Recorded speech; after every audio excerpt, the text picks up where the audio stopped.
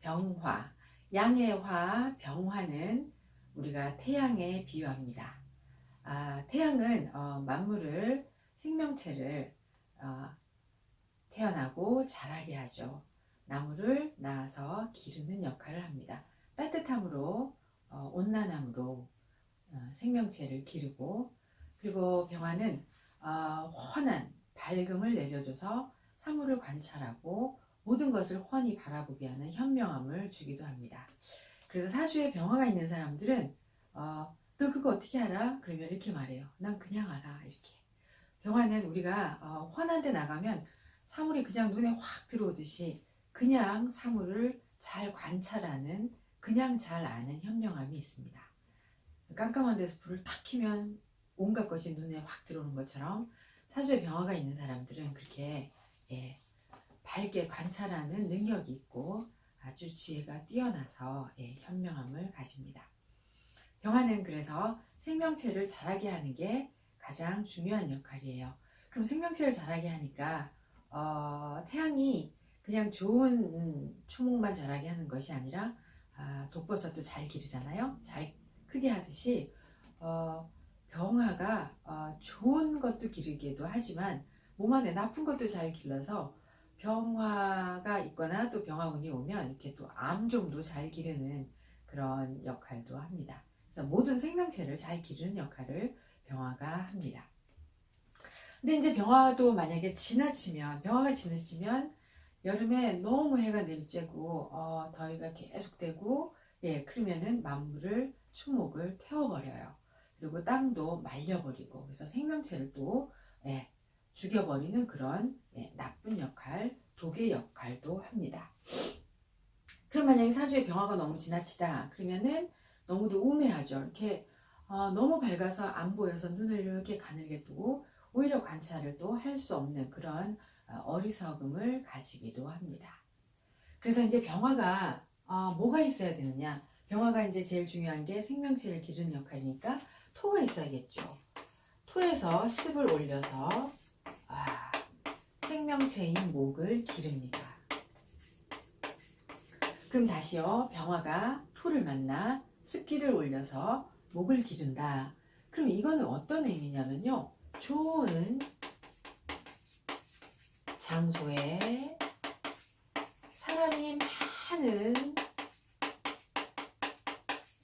사람이 많이 드나듭니다.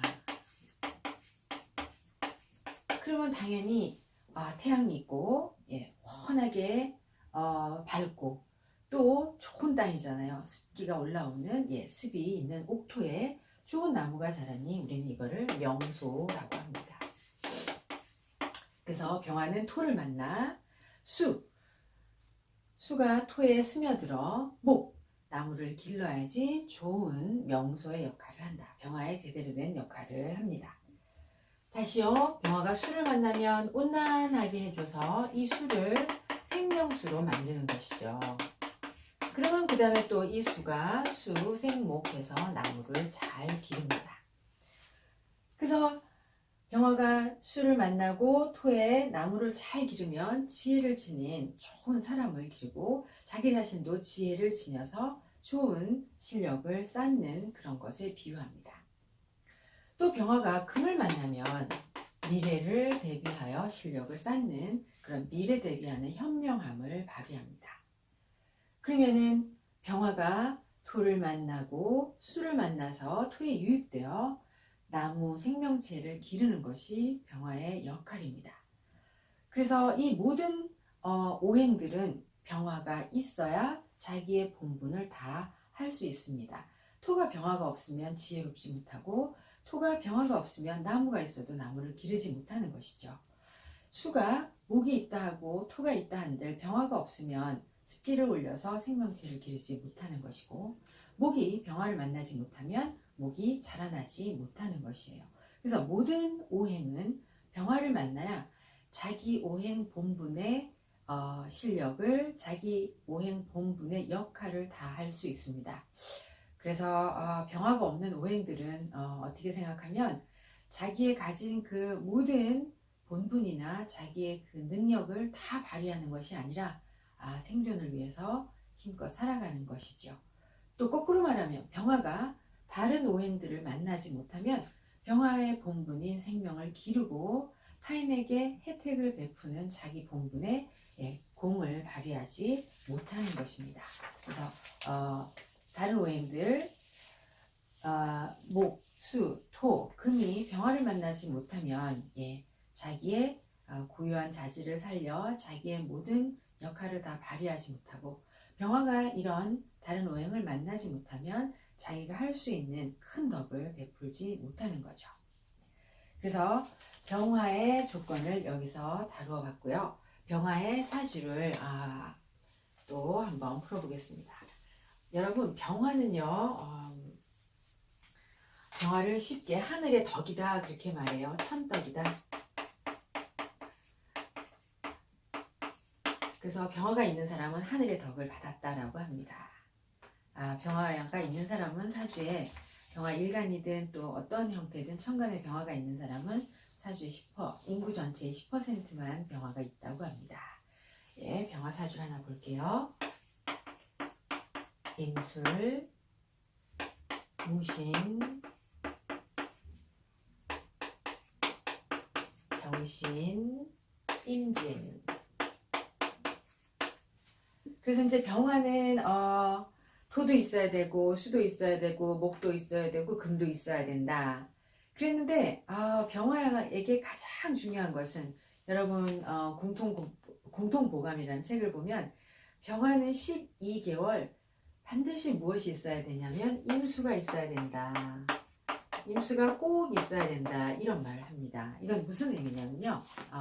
병화가 밝음을 내려주는 태양이잖아요. 그러면 병화에게는 임수라는 수가 꼭 있어야 병화가 빛나거든요.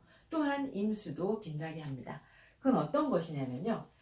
이렇게 임수가 커다란 물이에요. 그러면 임수가 커다란 물인데 이렇게 태양이 있어야 이 커다란 물이 환하게 빛이 나는 거죠. 그리고 이 임수가 태양이 내리쬐면 여기서 이렇게 수증기가 이렇게 올라가요. 수증기가 올라가서 구름을 이렇게 만들잖아요. 그죠? 구름을 만들어서 결국은 뭐로 내리냐면 계수인 우로로 내립니다. 계수인 우로로 내리면은 이 우로가 산천초목을 전부 다 키우는 거죠. 그럼 나무 한 그루를 기르는 게 아니라 수십 수백 그루를 기르는 역할을 하는 게 이 병화의 덕이에요. 그런데 병화가 이렇게 임수가 커다란 물이 있으면 습을 올려서 그냥 크게 비를 내려서 생명체를 기르니까 이거는 정말 큰 덕을 베푸는 것이죠. 그래서 병화에게 물론 다른 오행이 다 있어야지만 가장 중요한 것은 임수다 이렇게 말하고 있습니다. 제가 이거를 잠깐 얘기를 했고요. 그럼 이제 이분의 사주를 보실게요. 이분은 이제 궁통보감에 나오는 사주인데요. 태수벼슬을 했다고 합니다. 물론 남자분이고요. 이분의 대운을 써볼게요. 대운이 기유,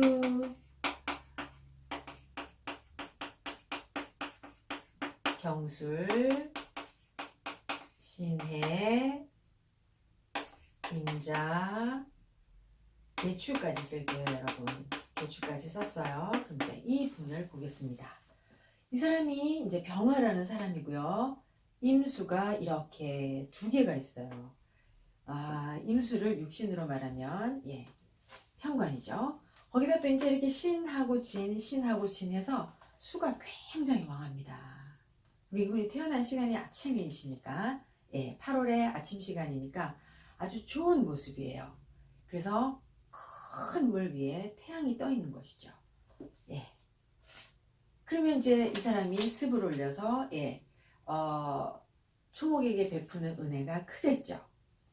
그래서 이렇게 임수가 병화가 있어서 그림이 아주 좋아요. 근데 약간 임수가 약간 허약한 듯 보이지요. 이렇게 죄송합니다. 병화가 허약한 듯 해요. 일간인 나가 좀 허약한 듯 보이지만 화생토, 토생금, 금생수로 상생이 원활합니다. 그럼 이제 이 사람은 자기가 조금 약한 듯 하나 굉장히 열심히 노력해서 만물에게 큰 덕을 베푸는 그런 사주입니다. 그래서 화생토, 토생금, 금생수를 원활하게 하고 있다. 그래서 과거에 급제하고 태수 벼슬을 했다고 합니다. 그럼 이제 이분이 언제 가장 본분을 잘 굉장히 좋은 역할을 했을까 하면 이제 역시 임수가 들어올 때 이 임수의 본분을 너무 수가 왕하지 않습니까? 라고 말을 하시겠지만 임수 왔을 때 가장 이 사람이 자기의 그런 본분, 자기 맡은 본분을 다 충실히 하는 그런 대운을 맞게 될 것입니다. 사주 또 하나 더 써볼게요. 병화는 천덕입니다. 하늘의 덕을 가졌고 병화는 있기만 해도 그냥 아는 게 척척 아는 게 많습니다. 그 다음 아주 공부 많이 하신 이분 한번 써볼게요. 이민, 대묘, 병인, 기축.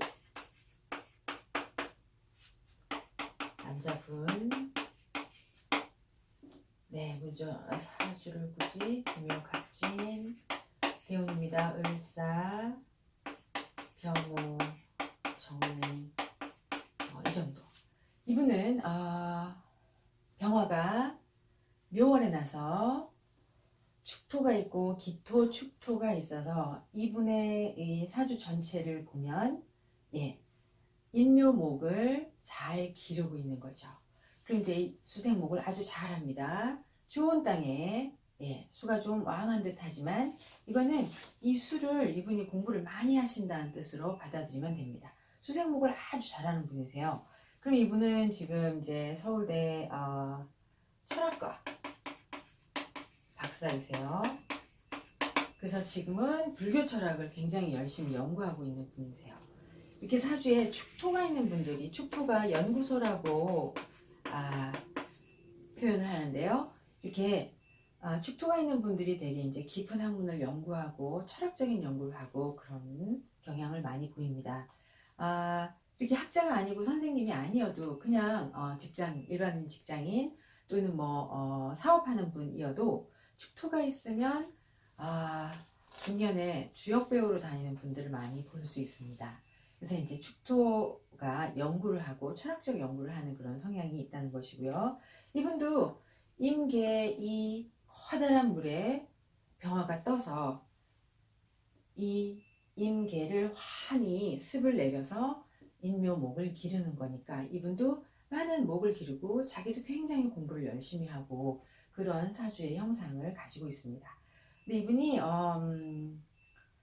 이제 육신으로 말하면 재성이 없어서 재생관이 안 돼서 이분은 국립대 아주 좋은 대학을 나왔는데 교수는 못 되셨고요. 계속 연구원으로 굉장히 차원 높은 그런 불교 철학, 동양 철학을 강의하시는 그런 연구하시는 박사님이십니다.